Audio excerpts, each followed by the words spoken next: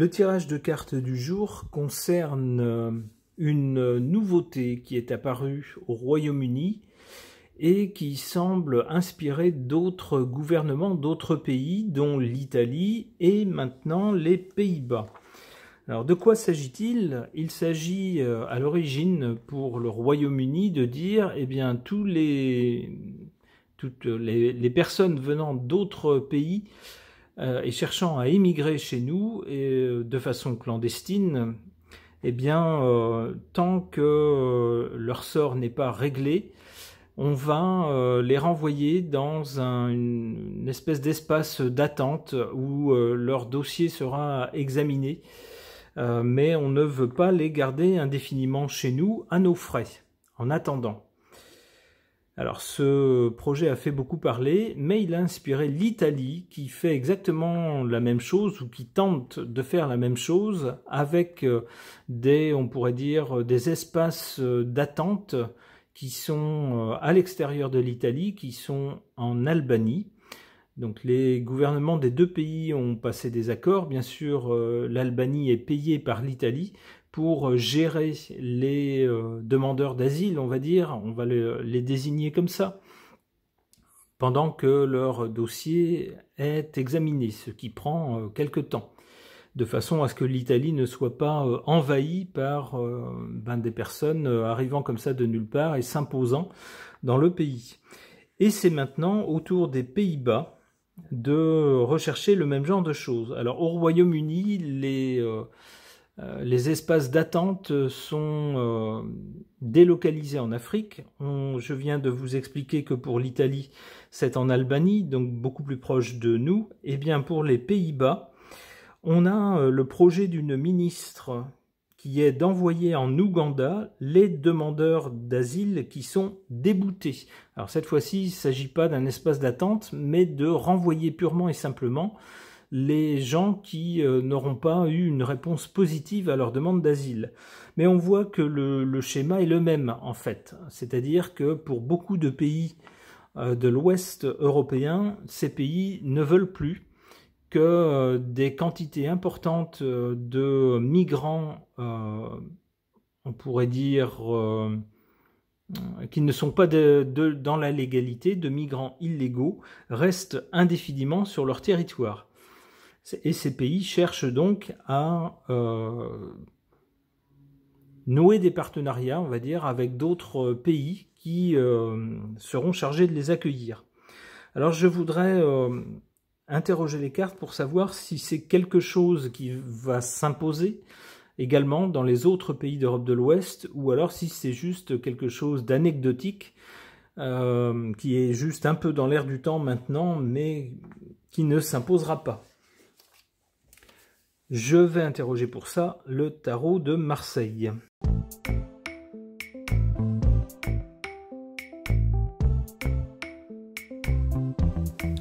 Alors, que suggèrent ces cartes concernant cette façon d'externaliser, on va dire, de sous-traiter à un pays étranger l'accueil des migrants illégaux? On voit que du côté du passé, avec l'étoile, eh ben, pour les migrants illégaux, c'était la belle vie en Europe de l'Ouest. En vertu de certaines lois, les gouvernements d'Europe de l'Ouest étaient tenus de veiller à ce que ces gens, ces migrants, aient ce qu'il leur faut pour vivre. Pour vivre, donc un toit au-dessus de leur tête, de quoi manger, et puis des soins médicaux si besoin. Donc forcément, c'est la belle vie. On arrive de nulle part, et puis hop, voilà, tout est donné. Remarquez que cette carte est du côté du passé. Ce qui tendrait à nous dire que c'est une époque qui s'achève. Alors, on a pour le présent cette carte de l'impératrice. Je ne peux pas m'empêcher d'y voir Madame Pustula, vous savez, cette Pustula qui vend des layettes et qui fait ses commissions européennes. Je la vois ici dans le rôle de cette impératrice. C'est une dame qui a très bien compris que le vent est en train de tourner dans plusieurs pays européens.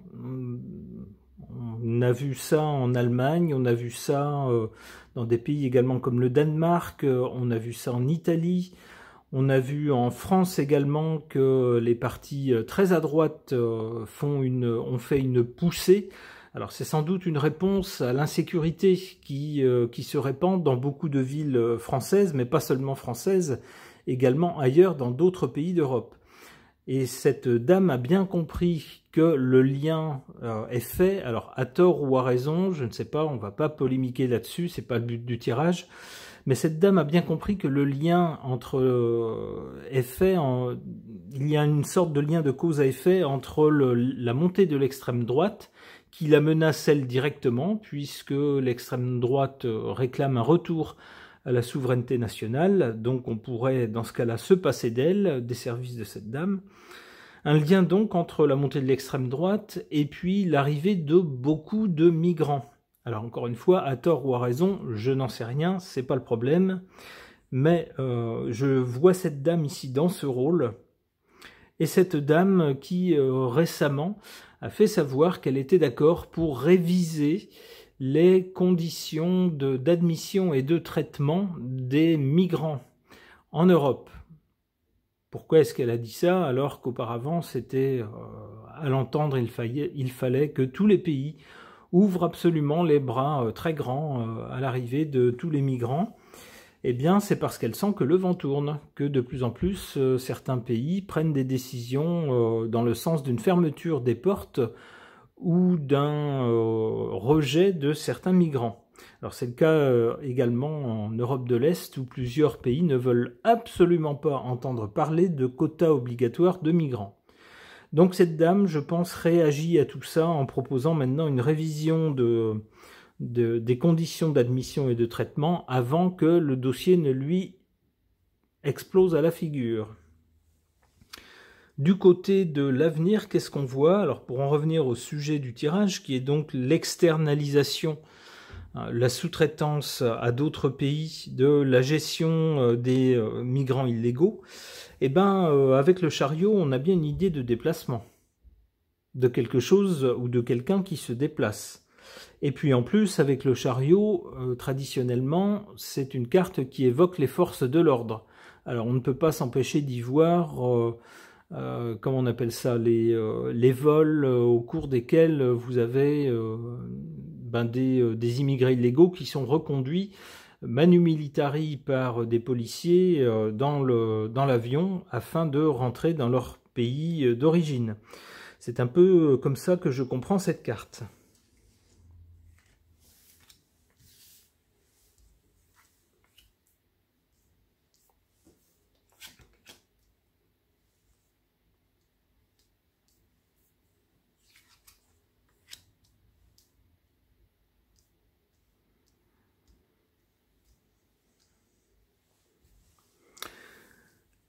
Alors, que nous disent ces cartes ici en faveur et en défaveur? En faveur, en carte favorable, on a la force. La force, bien sûr, pour les pays qui prennent cette mesure, il s'agit de montrer sa force et de montrer aux citoyens qui seraient tentés de voter pour l'extrême droite en se disant ces gouvernements ils font rien du tout, c'est des chiffres molles, ils ne prennent aucune mesure. Eh bien là, si. C'est une mesure concrète, visible et dont on parle dans beaucoup de médias. Donc c'est une façon pour les gouvernements de montrer leur force. Leur force aussi dans leur capacité à accepter ou rejeter, selon leur bon vouloir ou selon des critères déterminés, certains migrants. Alors ça peut faire penser à la population que toute souveraineté n'est pas perdue. Donc tout ça, c'est tout bénef pour les gouvernements qui ont pris ce genre de décision. Cela dit, en carte défavorable, on a le diable. Le diable nous parle de quoi? Il nous parle d'argent et il nous parle de... comment on pourrait dire ça? Il nous parle d'influence ou de quelqu'un sous influence ou de chantage. Alors, et pourquoi est-ce que cette carte est là? Eh bien parce que la faiblesse de ce dispositif consistant à envoyer dans un autre pays les demandeurs d'asile, alors qu'ils soient en attente ou qu'ils soient déboutés, La faiblesse de ce dispositif, c'est d'abord qu'il coûte cher, parce qu'il faut que le pays qui renvoie ces gens paye le pays d'accueil, et qu'il le paye des sommes importantes. Et puis la deuxième faiblesse de ce dispositif, qui correspond bien à la carte du diable, c'est la possibilité pour le pays d'accueil de faire du chantage et de dire finalement ça ne nous convient pas, les sommes que vous nous donnez, ou alors votre façon de traiter les dossiers, et donc on vous demande de changer votre façon de faire, sinon on n'accepte pas les migrants. Ça donne en quelque sorte un levier au pays qui est payé pour accueillir ces migrants, ça lui donne un levier de chantage sur le pays qui le paye.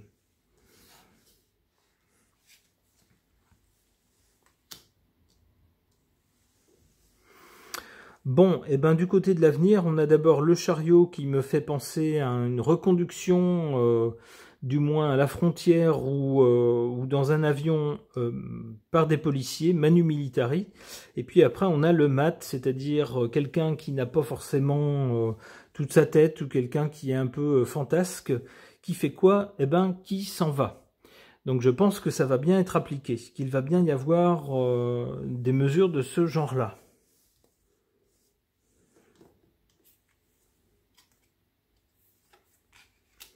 Avec la justice, c'est-à-dire que c'est quelque chose qui sera gravé dans le marbre de la loi.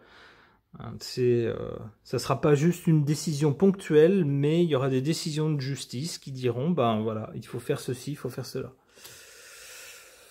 Voilà, la justice avec un jugement. Donc ces gens passeront sous les fourches caudines de la justice qui rendra son verdict. Alors on voit ici en plus un verdict qui est rendu auprès de gens qui n'ont rien sur le dos, ou pas grand-chose sur le dos, ce qui pourrait figurer les migrants. Allez, une dernière carte. La papesse, on peut penser que malgré ce dispositif qui sera présenté comme étant bien huilé, voilà, donc les gens qui sont en attente sont dans tel espace, et puis lorsque la décision de la justice tombe pour les accueillir ou pour ne pas les accueillir, eh bien ils sont renvoyés, c'est automatique dans certains pays. Derrière cette présentation des choses, il y aura des choses qu'on ne sait pas ou qu'on ne saura pas avec la papesse, que des gens, eux, sauront, mais qu'ils ne nous diront pas, qu'ils nous cacheront. Ok. Concernant la décision de certains gouvernements d'Europe de l'Ouest de délocaliser le traitement des migrants illégaux, alors c'est une procédure qui a fait son apparition d'abord au Royaume-Uni, mais qui a inspiré ensuite l'Italie, laquelle souhaite faire cela également, c'est pas encore fait, et qui maintenant inspire également les Pays-Bas. J'interroge donc au sujet de cela l'oracle des moments mystiques.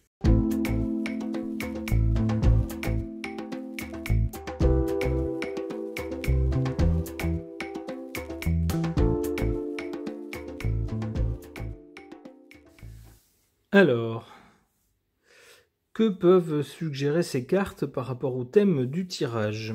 Eh bien, d'abord, on voit une évolution de personnages. Alors, c'est un peu comme si on avait le même personnage, mais qui évoluait dans le temps. On a là d'abord un personnage qui semble plutôt enfantin, mais qu'on qualifie de sorcière. Sorcière de la mer. Alors, une sorcière, normalement, c'est pas très sympathique. Et si cette sorcière se trouve dans la mer, on peut se dire que ça représente comme un peu une sorte de menace dans la mer. Eh bien oui, on a bien malheureusement des décès de migrants qui tentent de franchir la mer Méditerranée pour gagner l'Europe et qui malheureusement y laissent leur vie. Ensuite, on a quoi? On a une évolution. Alors là, on n'est plus dans la mer, on est sur la terre ferme. Ça pourrait être les migrants une fois qu'ils ont rejoint la terre ferme. On a ici la fille rosée. Alors la rosée, c'est bien de l'eau, ici, l'eau qui tombe beaucoup plus, surtout ces jours-ci, en Europe que dans les pays d'Afrique en général. Et on a quoi ensuite? On a l'esprit des fleurs. Alors bien sûr, une fois que la végétation est arrosée, elle fleurit. On a donc ici l'esprit des fleurs. Alors j'y verrai également avec cette fleur quelque chose qui s'épanouit. Et puisque le sujet du tirage concerne l'externalisation du traitement des migrants illégaux, et la question est plus ou moins, est-ce que c'est quelque chose qui va rester une invention un peu bizarre, un peu isolée, ou est-ce que c'est quelque chose qui va fleurir un peu partout? La réponse est là, oui, ça fleurit.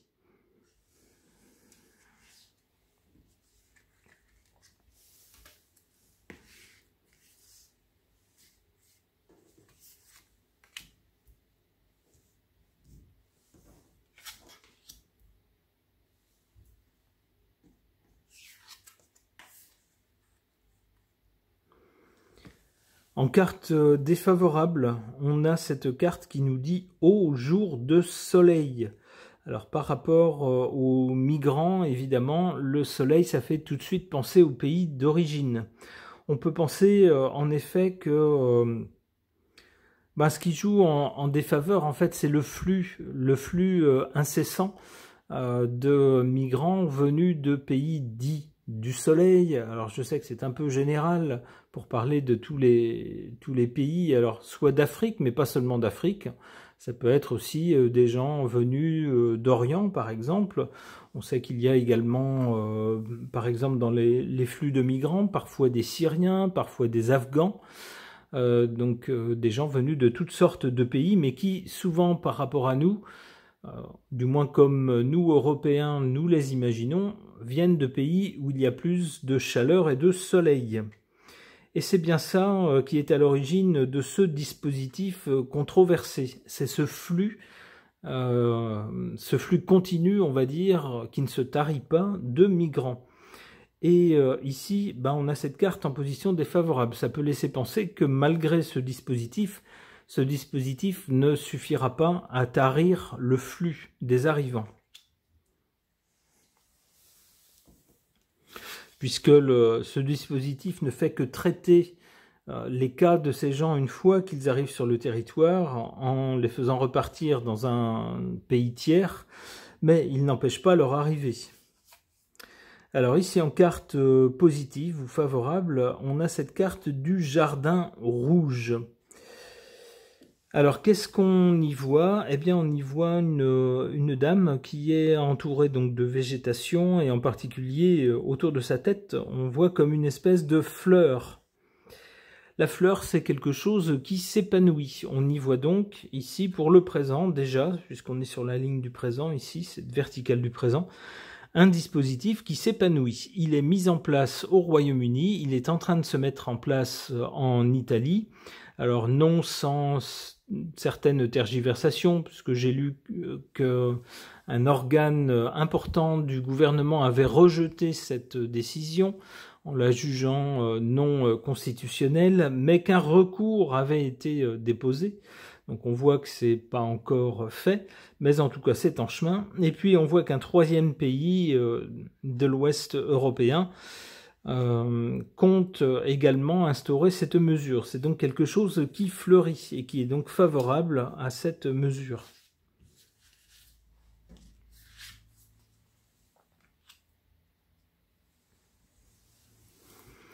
Alors du côté de l'avenir, on a quoi? On a donc l'esprit des fleurs, une mesure qui fleurit dans plusieurs pays. Donc on peut penser que c'est quelque chose qui va s'épanouir, qui ne va pas rester anecdotique. Et on a quoi ensuite? On a Ève.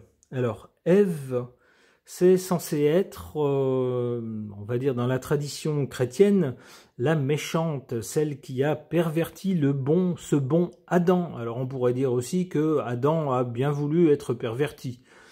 Et puis que s'il a laissé Ève prendre la décision, il était bien un petit peu nigaud. Bref, on ne va pas refaire cette histoire-là, mais Ève est perçue comme ceci, c'est-à-dire comme quelqu'un qui n'a pas forcément de bonnes intentions, mais qui ouvre des portes, qui fait faire quelque chose Et lorsqu'on a fait cette chose, on ne peut plus revenir en arrière, c'est trop tard.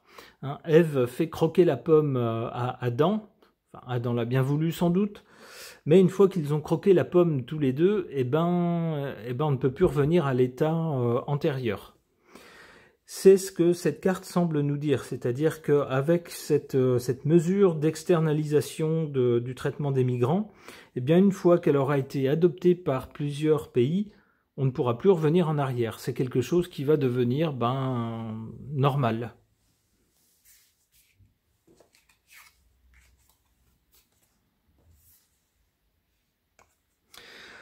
Voilà, c'est ce que confirme cette carte qui nous parle de souvenirs chéris. Alors pour les migrants, bien sûr, ils ne pourront à l'avenir que se souvenir d'une époque où on pouvait arriver dans un pays d'Europe de l'Ouest, et puis voilà, on ne pouvait pas en être renvoyé, à moins de commettre des crimes horribles, et encore, on sait que les OQTF ne sont pas toutes exécutées, loin de là, et que donc, il suffisait d'arriver les mains dans les poches dans un pays pour pouvoir s'y installer.